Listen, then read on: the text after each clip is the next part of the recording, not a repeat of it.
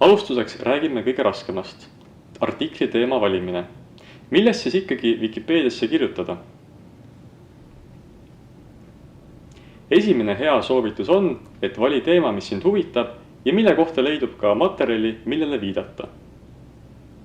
Teiseks veendu, et sinu teemal pole veel artiklit kirjutatud. Selleks sisesta teema või märksõna otsingukasti ja saadki kohe teada.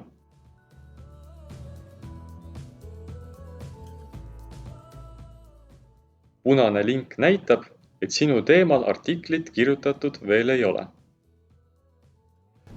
Kolmandaks, teema peab olema tähelepanuväärne. Mida see tähendab, küsime Vikipeedialt.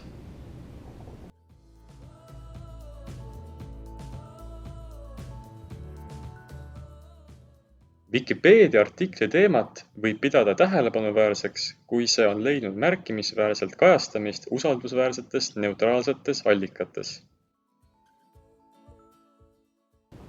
Teema valimisel võid inspiratsiooni leida ka, kui vaatad Vikipeediast kirjutamist ootavate artiklite nimekirja. Kirjuta otsingukasti Vikipeedia soovitud artiklid.